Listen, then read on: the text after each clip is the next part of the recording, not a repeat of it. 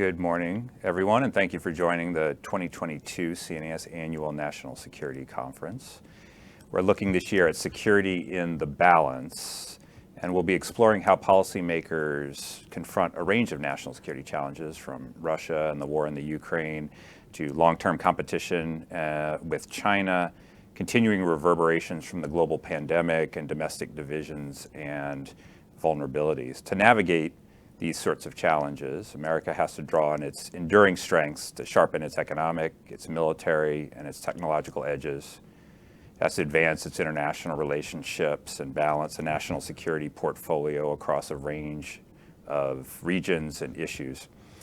As CNAS celebrates its 15th anniversary this year, the 2022 CNAS National Security Conference is convening leading experts to examine American power and purpose in our changing world. Today we'll have 5 unique panels that will explore pressing global challenges, so tune into any or all of these. We will include the future of Russia, down but not out, that's at 11 o'clock. Then Tech Matters, America's Strength in Technology Competition, that begins at 12:30. At 2 p.m. we'll do War in Ukraine, Declassifying Intelligence, and close the day at 3:30 with the panel U.S.-China Policy in the Balance. First, we're going to begin our session with a conversation with Dr. Colin Kahl, the Undersecretary of Defense for Policy. Before I turn to Dr. Kahl in just a moment, I'd like to take a second to recognize our conference sponsors. They include American Rheinmetall Defense, the Boeing Company, Elbit Systems, Exeger, Leidos, Palace Advisors, and the Common Mission Project. I want to thank all of you and to our institutional donors who helped bring together this outstanding group of experts as part of the 2022 conference series, which goes today, tomorrow, and on Thursday. And thank you to our official media partner for this conference, that is Axios. Pleased to work with you. For those who are tuning in and would like to engage with the session, you can follow us on Twitter at CNASDC. You can tweet using the hashtag CNAS2022.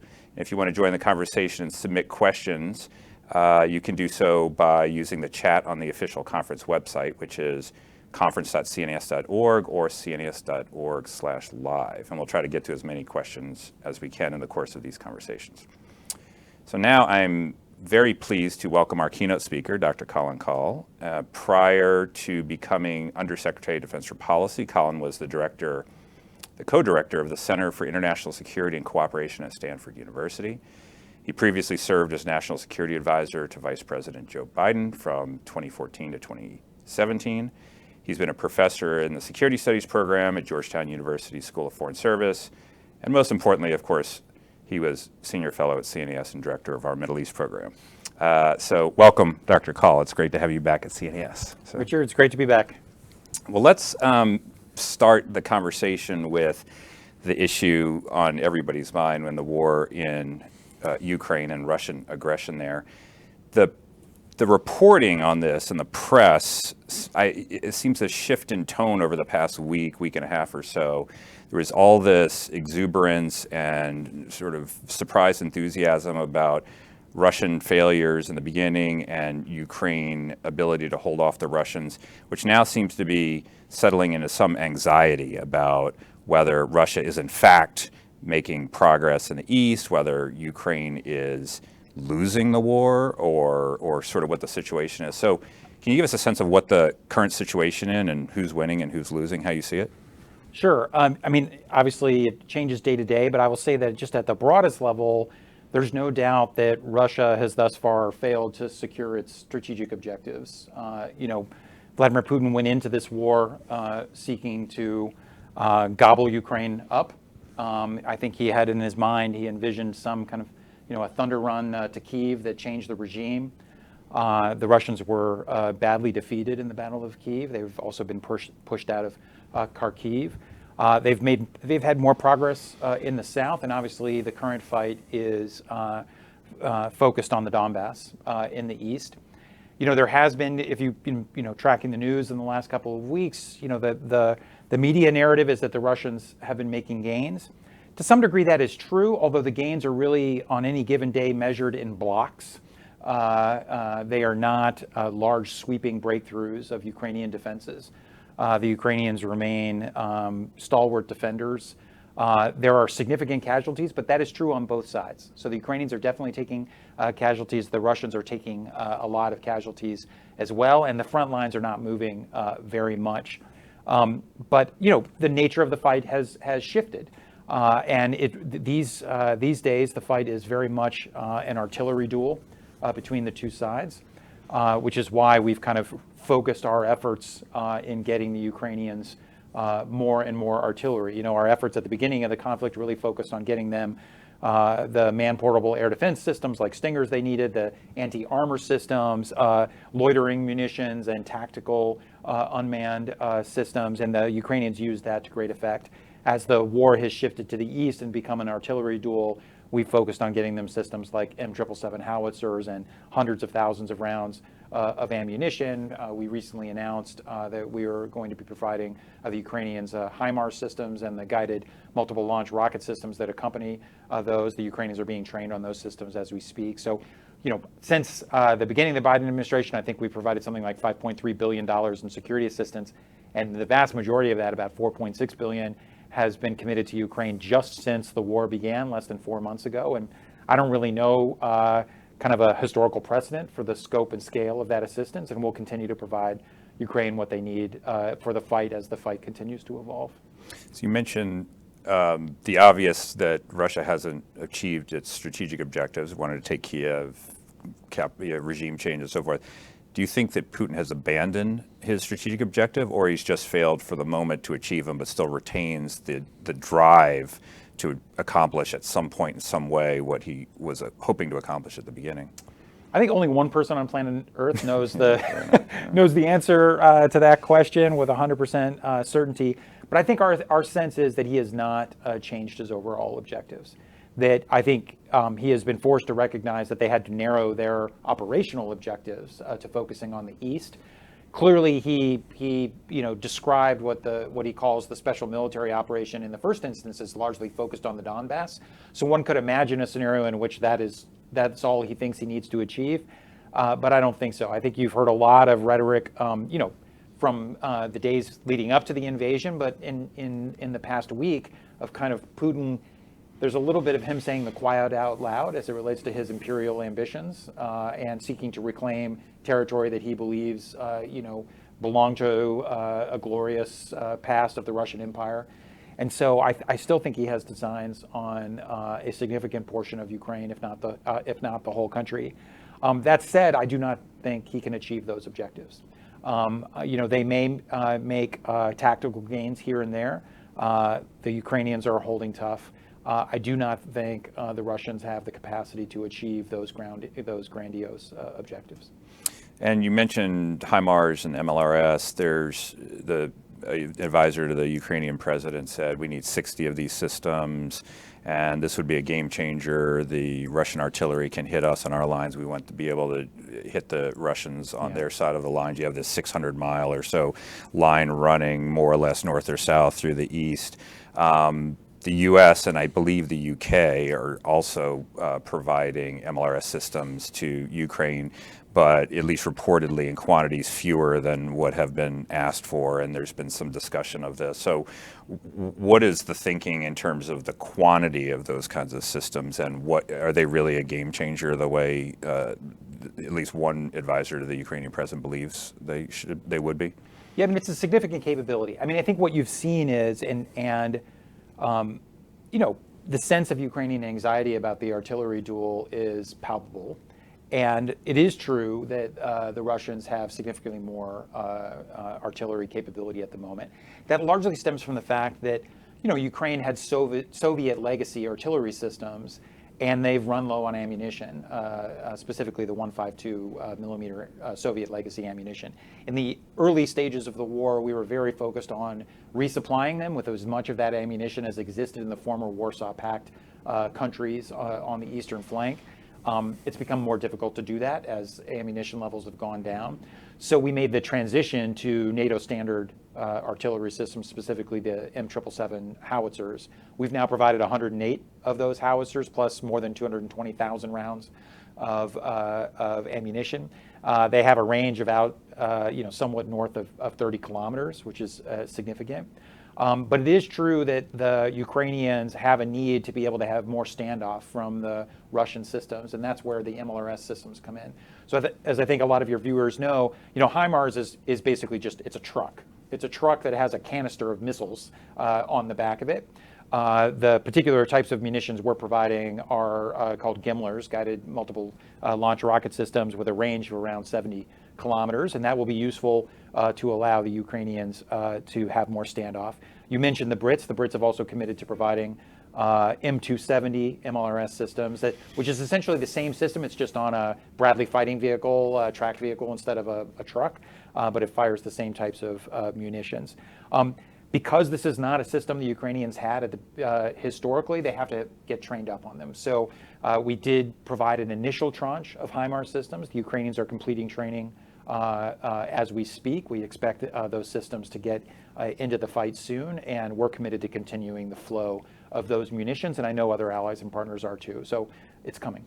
So if people read that, there's just a small handful of these systems that are provided, that's not the upper limit of this by any means. This is where it's starting, but not where this is ending. Is that fair? It's absolutely fair, and in fact, we stated as such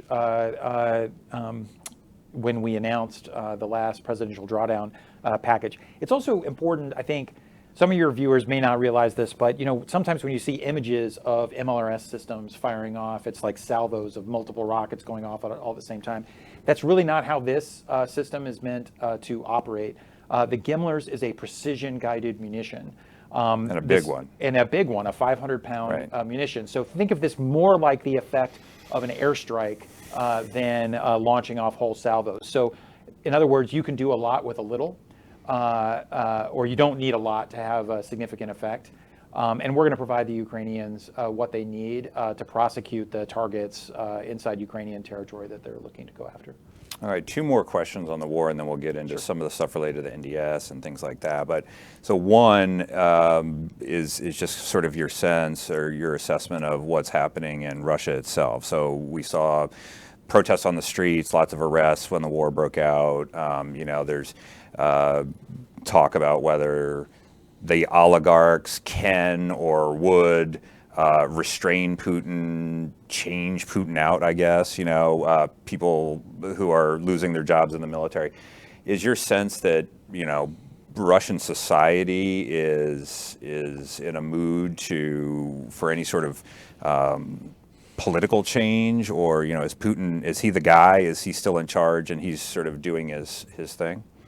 I mean, we don't have perfect visibility into what's going on inside Russia. I will say there are indications of more grumbling and finger pointing. Obviously, within military and intelligence circles, people going like this to try to explain why they're so significantly off plan. I'm sure nobody relishes the, having to go in and brief Putin on how things are going, because I think, the cost to the Russians have been significant.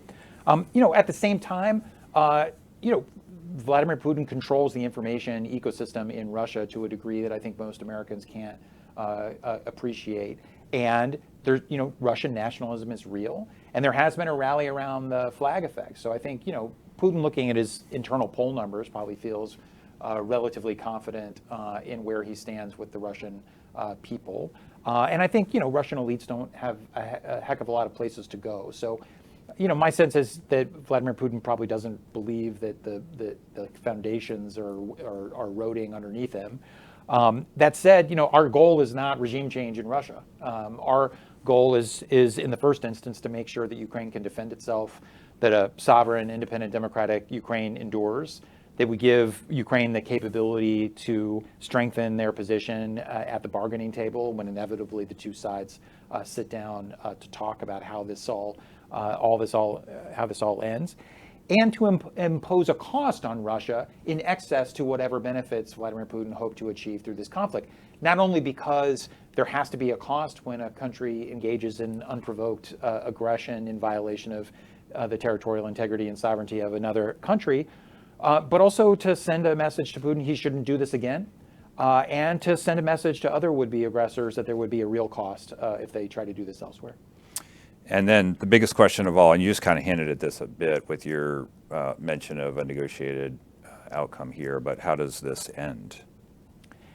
I think we don't know It's if you were at the Pentagon, if you were drawing up doing a PowerPoint slide with a Venn diagram, it's not clear. You would where never the Venn want to do diagrams that, would, right? Yeah, that never happens anymore. It's not clear whether the minimum requirements of either side match up with the maximum concessions either other side. And so at the end of the day, our position has been we're not going to tell the Ukrainians how to negotiate, what to negotiate, and when to negotiate. They're going to set those terms for themselves. Our role is to help them make sure that they can defend themselves against the Russian onslaught, and they've been doing an unbelievably courageous job at that, and to strengthen their hand whenever the negotiations do happen. Great. Okay, so let's shift to the NDS, National Defense Strategy. You have had the pen on this and really intellectual architect of putting together the National Defense Strategy. One of the themes, not only in the NDS, but from the department from the beginning of this administration has been integrated deterrence. So what is this thing called integrated deterrence? Is this basically the department saying, well, the State Department should have to do stuff too, and why do we have to do everything in foreign policy? Is it just a synonym for whole of government solutions but with different words? How is integrated deterrence better than plain old deterrence? Yeah, it's a good point. So first of all, I should say, policy does take the lead in writing the National Defense Strategy, and Mara Carlin and her team and our strategy shop have done a fantastic job. But at the end of the day, this is Secretary Austin's document, and he had an extraordinarily hands-on approach to this. I can't speak to how the process ran in other administrations or under other SecDefs, but I mean, we were briefing the secretary every week or two for a year on the NDS. So, this has his imprint all over it. So the degree that it represents anybody's ideas, I think it very much represents Secretary Austin's ideas. And of course, Deputy Secretary Hicks has played an extraordinary role in the document, especially those elements emphasizing building the enduring advantages of the department in technology and force modernization and things. Integrated deterrence. Deterrence is not a new concept. And preferably we should integrate things and not disintegrate things. So I think, disintegrated deterrence would not have been the right way to go. But integrated, the word integrated is actually important because what it does is it foot stomps the importance of, in this modern age, of integrating deterrence across domains. So not just land, air, sea, undersea, but also space, cyberspace, and the informational domains. Integrating across theaters, because even when you're thinking about competitors like China, adversaries like Russia, obviously the center of gravity for that competition may be in a particular place, the Indo-Pacific or Europe, but these are really a global competition, so you have to integrate across theaters. You have to integrate across the spectrum of conflict because you have to think of everything from the gray zone to high intensity warfare that you're trying to deter. But you also need to be integrated in how you are going after this problem. The military obviously plays a prominent role, perhaps the prominent role, but there are other instruments of national power that can impose real cost and create real dilemmas for adversaries, not the least of which is the U.S. dominance in the global financial system. The sanctions that we've imposed on Russia will conservatively reduce the Russian economy by 10% this year. That will wipe out the last 15 years of economic growth in Russia. And the impact of sanctions are only getting started. The export controls that we've put on Russia will make it very difficult for the Russian military to reconstitute their standoff munitions, their precision-guided munitions. So we have real capabilities in the toolkit. And so this is not a reason for the Pentagon to do less and others to do more, but rather for us all to do more in service of a common objective. And then the last piece of integration, of course, is across our network of allies and partners, because this is a team sport. I think we're seeing that play out in real time in Europe, in how the NATO alliance is really showing up, not just showing up in supporting Ukraine, but also showing up in providing and backstopping vulnerable states on the eastern flank, not just the Baltics and Poland, but states like Romania and Bulgaria and Slovakia and Hungary. So we have to integrate our allies and partners into it. The notion of deterrence is not new, but I do think we're trying to think about the requirements of deterrence, not in different ways, not just in the aspect of integration that I just mentioned, but actually the logics that undergird deterrence. So first and foremost, at the heart of deterring most of the scenarios for armed conflict we are most concerned about, you have to have effective approaches to denial. And so what does that mean in terms of the capabilities we require to operate inside an adversary's A2AD bubbles, operate through those with all domain fires, so long-range fires, cyber effects, what we can be doing in space, the use of attritable and unmanned systems, new concepts for making the Marines and the Army more mobile, more all-domain. So really getting after this denial question and also working with our partners to make sure that frontline targets of potential aggression are porcupines, and deploying the types of asymmetric capabilities that the Ukrainians have proven can tie a military power in knots if you're creative enough. So really strategies of denial. Also strategies of resilience, though. We know that countries like China and Russia and others have studied the American way of war. They understand the systems upon which the American way of war relies. That means in cyber, that means critical infrastructure, that means in space. And they have designed and developed capabilities to go after those systems. So we will certainly defend ourselves, and we will try to deter those any assault on our systems, but we also need to be resilient in the face of attacks on those systems so that we can ride out attacks and continue to operate. And the more that our adversaries understand that resilience, the more deterrence will operate. And then lastly, we have to be able to impose cost. At the highest level, that means making sure we have a nuclear triad that is credible as the ultimate backstop of our survival and the survival of our allies and partners. But it also means having the potent ability conventionally and through other domains to impose costs and to work with our allies, partners, and our interagency colleagues to be able to impose cost across the board. So the document, obviously currently only the classified version is out. It came out accompanied with our budget. We hope in the coming weeks or months we'll be releasing the NDS, the unclassified version, whenever the national security strategy is also released. And I think that'll allow folks who are listening in to kind of get a further peek under the hood. And I'm curious about the notion of integrating deterrence across theaters. I mean, does that imply horizontal escalation? So we're at war trying to compete or deter an adversary in the Western Pacific, and so we are thinking about escalating in some other part of the globe, or does it mean something else in terms of what does integrating across theaters mean? Yeah. So I think it means a couple of things. I mean, the first instance, the goal is to not have to fight the war. So in the first instance, it's not about horizontal escalation so much as using, the fact that the United States is more forward and more present alongside more allies and partners in more places around the world than any other global power to generate dilemmas. Mm-hmm. So that an adversary is never certain that if they take action in one place, they won't experience cost somewhere else.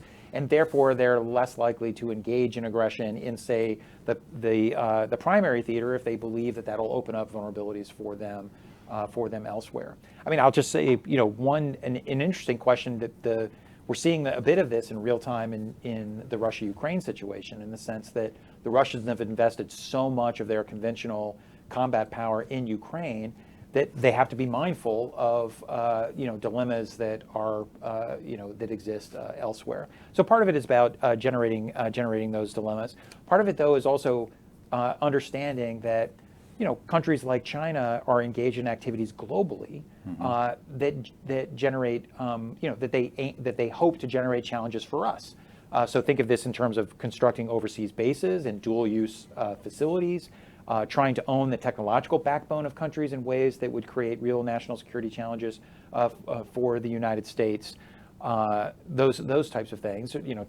Setting up capabilities that allow them space domain awareness and the ability to hold at risk some of our assets in space and cyber in other countries. So we also have to be mindful of the way in which competitors are trying to spread out the playing field and make sure that our strategy accommodates that reality. And then the last on the NDS, so it's not out, well, the unclassified version is not out yet, classified version is sent over to the Hill and other things, and the unclassified version will come out. But to the degree to which you can speak to some of the themes there, the 2018 NDS notably said we're not in this era of counterterrorism first kinds of operations, nor are we in nation building and things like that. But that great power competition with Russia and China is the top priority of the department. What is continuous and what's a departure from the 2018 NDS? Yeah, but first of all, I think the 2018 NDS is a terrific document, and all the folks who worked on that deserve a lot of credit for a really impactful document, and one that did, I think, make an important pivot away from the way in which the national defense strategy and frankly grand strategy more broadly had been oriented since 9/11. So I think it was an important inflection point. I think we see the 2022 document as building on the 2018 document, but also doing some things the 2018 document didn't do. So I think that, and part of that, that's not a critique, it's just the world has continued to evolve. So I think, there was a sense among a lot of analysts that the 2018 document talked about great power competition, but did not differentiate the challenge that China versus Russia posed to our interests. And so the 2022 NDS makes clear that China is the department's pacing challenge. And by that we mean China is really the only country with both the intent and the capability to systemically challenge the United States militarily, politically, diplomatically, economically, technologically, kind of across the board. And that is true not just in the moment, but for the foreseeable future. And so to the degree that there's one challenge that we have to orient our activities around and get after, it is that. The document identifies Russia essentially as an acute threat.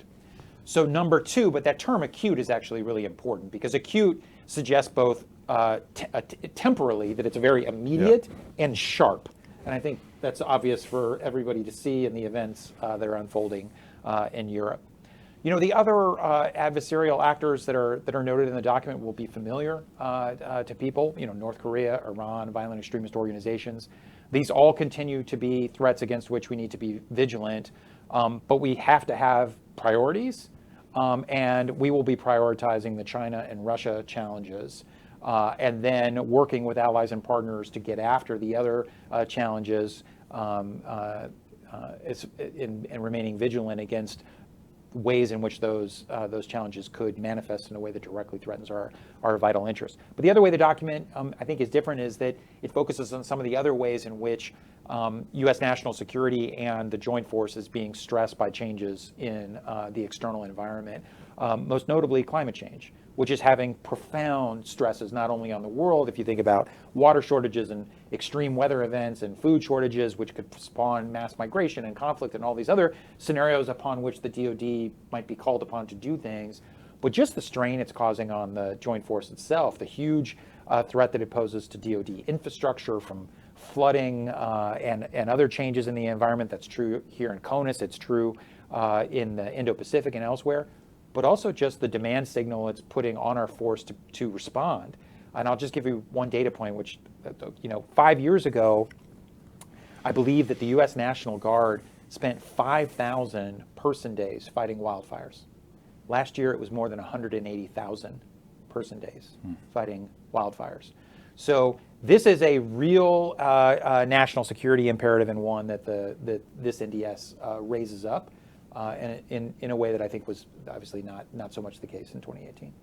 Yeah, this notion of China as a pacing threat, the long-term challenge, the premier long-term challenge, and Russia as the acute threat, sort of makes all the sense in the world to me. But I want to try out kind of why and see if this clicks with the thinking that you guys are doing. I mean, one, because it is such an obvious threat. I mean, you try to put out the fire that's burning, that's closest to you and all of this. And so, even if you believe China's the long-term challenge and you look at Ukraine got $40 billion appropriation out of Capitol Hill during the U.S.-ASEAN summit, the U.S. guaranteed a total of $150 million in investment to all of Southeast Asia. So, the comparison looks kind of off there. The number of troops in Europe is higher than U.S. troops have been higher than it is in 20 years. If you go back to the beginning of the administration, the amount of diplomacy, of economic aid, of military aid, of everything is all disproportionately been dedicated to Ukraine and to the dealing with Russia because of this acute threat. But very importantly, the outcome of this and the lessons learned from this have a strong possibility of influencing how people, including the Chinese, think about what they're going to do and how the world might react to what China might do. And so if the lesson coming out of this is that you can grab territory by force, hunker down and get away with it, then that has a profound implication for this pacing challenge that we have in China. So is that part of the thinking here, or is it more this temporal sort of thing of, well, we got to deal with Russia today, but we'll sort of keep dealing with China over the long run? Yeah, I mean, I think first of all, there's a lot in what you say that I agree with. And Richard, you and I have been friends for a long time, so you know how much it pains me to say that I agree with. I know, I feel it too. No, but first of all, the Russia-China challenges are not completely distinct challenges. Yeah. Increasingly, I think the alignment between Moscow and Beijing, and that was true before Ukraine. I think it's likely to be even more true after Ukraine. Russia is one of the few really global powers that's stood by. China is one of the few global powers that's really stood by Moscow, even though they portray themselves as being neutral. But I also just think that the sanctions and the export controls leave the Russians very few places to go other than to lean into China. So before the war, of course, they signed this statement, of a friendship without limits, essentially a relationship without limits. We're trending towards alignment. I think that trend is likely to continue. So the threats will merge. I do think the point you raise is that, potential adversaries and aggressors everywhere else in the world are looking at the global response in Ukraine. And what's happening in Ukraine matters not just because of the intrinsic importance of enabling, Ukraine as a sovereign, independent, democratic nation that was attacked to defend itself, but also because there is such a thing as a free world and it's under attack by an autocratic power that's trying to snuff out a democracy in Europe. And other would-be aggressors around the world will draw lessons about how the international community responds. And I think, if I'm sitting in Beijing, I think the fundamental question to draw is, if they were to commit an act of aggression sometime in the future, will the world react the way that it did when China snuffed out democracy in Hong Kong? Right. Or will the world react more like they did when, in the case of Ukraine? And I think it's imperative for the leadership in Beijing to understand that where the world is now, the Ukraine scenario is a much more likely outcome than the Hong Kong scenario. I'd just say a couple of things. You are correct that we have more forces in Europe today than we've had in a while. We had 80,000 before the crisis. We have a little north of 100,000 now. It's not quite an apples to apples comparison. We still have more forces in the Indo-Pacific, and they're also different types of forces because of the maritime and air requirements in the Indo-Pacific. So we are confident that we can have a force posture in Europe that is sustainable, that deals with the Russian threat here and into the foreseeable future, that leverages the extraordinary power of the NATO alliance, which is getting more powerful, not less powerful, and that we still have sufficient resources to pace to China. So we're very cognizant of striking that balance, and I think we'll continue to do that. Let me take a question from the audience here. So this is from Sangmin Lee. He says, Secretary Blinken yesterday said the Biden administration is prepared to make both short-term and longer-term adjustments to U.S. military posture to respond to North Korean provocations. Can you tell us more about what this adjustment is? No, because I think the final decisions have not been made. I will say, though, that what's been clear is that North Korea this year is on a very active campaign to improve the research and development of their missile arsenal kind of across the board. It has been the most active period of missile launches since 2017. It's obviously very concerning to us. It's very concerning to South Korea and to Japan and others in the region.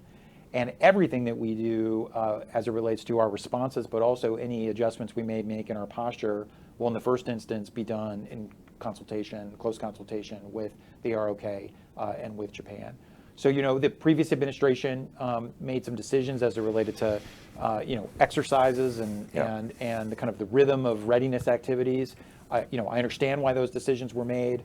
We have a new government in South Korea. I think there'll be conversations about what the steady state of our readiness activities needs to look like going forward. But I don't want to outpace those conversations.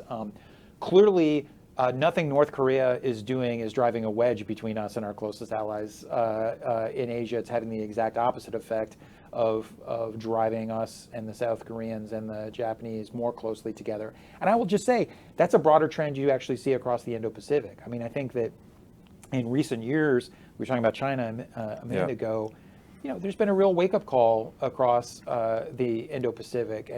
And whether you're talking about, the types of signals that Japanese officials and Australian officials have sent about their concerns about China, whether you think about AUKUS and what that signifies, whether you think about how the Quad has really matured into an extraordinary grouping of democracies that share a whole host of interests across the board. I think we've now had 4 leader summits in the Quad just in this administration.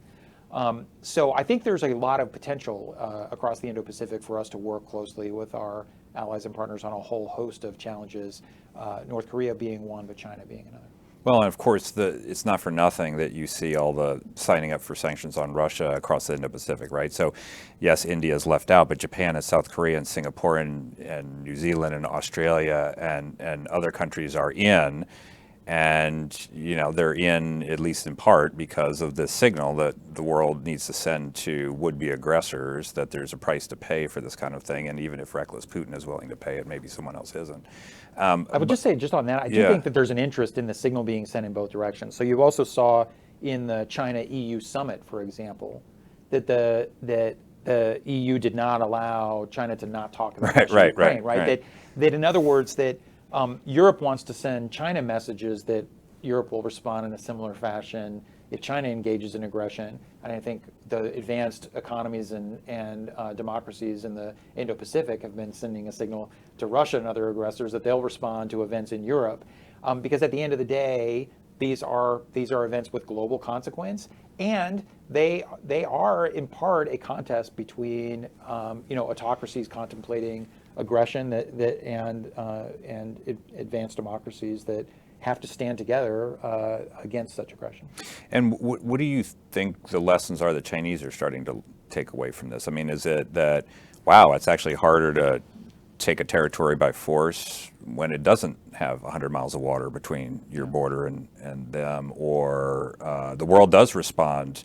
Or are they looking at the other way? Well, yeah, the world responds, but there's a lot of countries that don't embrace the sanctions, and that's with minor economy Russia and big economy China might not be subject to that kind of coercion. I mean, or militarily, what do you think that they're taking away from this?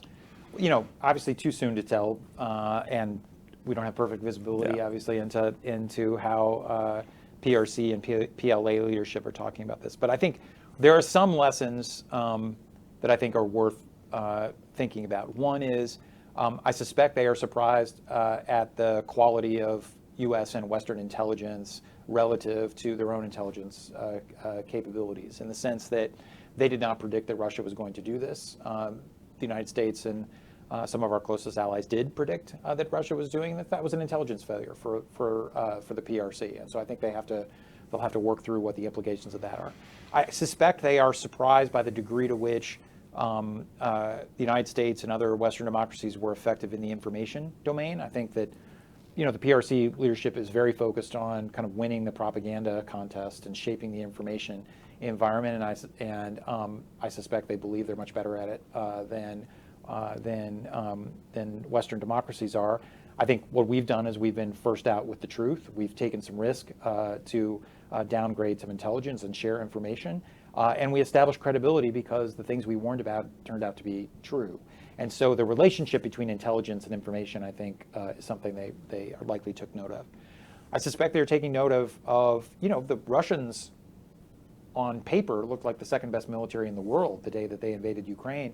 And yet the logistical difficulties, the difficulties with morale, the difficulties with training, the difficulties with planning, the difficulties with doctrine, and the tenacity and creativity of the Ukrainians to leverage advanced asymmetric capabilities.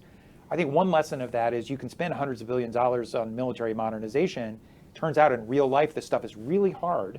and that the targets of aggression have a number of opportunities and strategies of denial that can be very effective. So I suspect that is one. And then the other is the one you mentioned, which is I think they are likely surprised by the degree to which the advanced economies around the world, not just in Europe, but in North America and the Indo-Pacific, responded to aggression in Ukraine with very severe sanctions and export controls that keep coming every week, just about, and to include measures that create some damage to our own economies.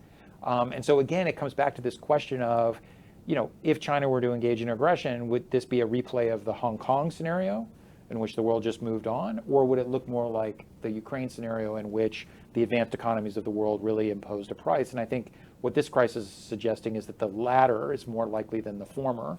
And so I hope that that's soaking in Beijing and elsewhere. And what lessons is the department drawing from this that are applicable to the Taiwan scenario, or presumably some other attempted territorial conquest type of scenario? I mean, one thing that it strikes me is that we have for a long time thought about resistance, including sea mines and IEDs and sort of low-level insurgent tactics, but it's the high-end stuff that's making a difference with the Ukrainian resistance, and the role, obviously, of the countries providing that assistance is sort of all important to maintaining the ability of the Ukrainians to resist. I mean, is that the kind of thing that we're learning out of this? Are there other lessons that the department is taking away from the experience that we've seen since February 24th? Yeah, I mean, I think sometimes when people describe asymmetric strategies of conflict, what comes to mind is our experiences in Iraq and Afghanistan, the IEDs on the side of the road, those types of things. I think what the Ukraine conflict has highlighted is, but not uniquely, I think you've also seen this in other conflicts in Ethiopia, Nagorno-Karabakh, other recent conflicts, high-end asymmetric capabilities. Right. So, in the Ukraine context, advanced anti-armor systems like Javelin, advanced man-portable air defense systems, Stingers, been around for a while, still proven to be very effective. Other air defense systems, creative use of UAVs. We've seen what the Ukrainians have been able to, how they've been able to use, the TB2 drone, how they've used with great effect the loitering munitions that the United States and other allies and partners have provided.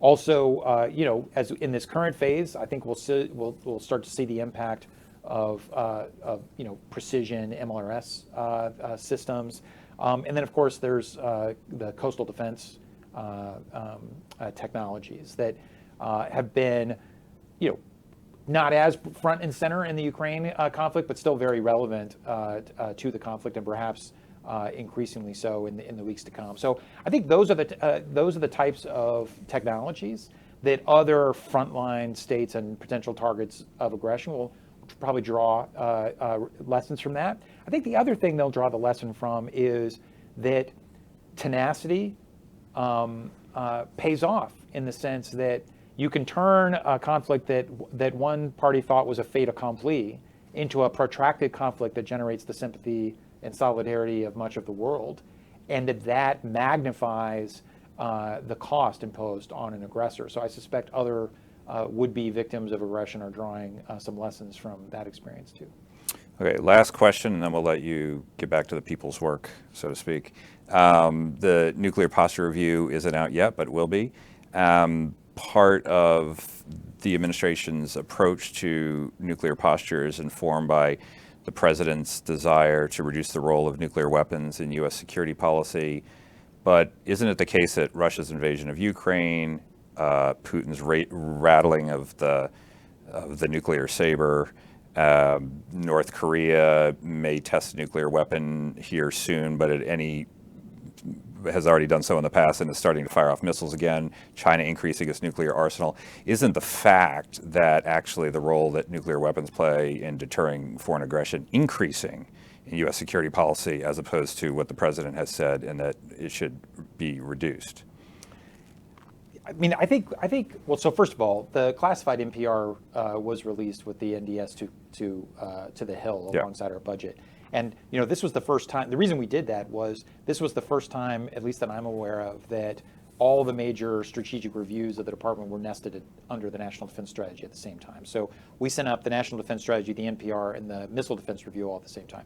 We will release an unclassified NPR when we release the unclassified NDS following the National Security Strategy. You're right, Richard, that the salience of nuclear weapons remains significant. We talked about North Korea. There are challenges with the progression of Iran's nuclear program. We've seen Russia rattle nuclear sabers in this context. They obviously have a large arsenal of what they call non-strategic nuclear weapons, which is a bit of a misnomer because I think we view any use of a nuclear weapon as a strategic event.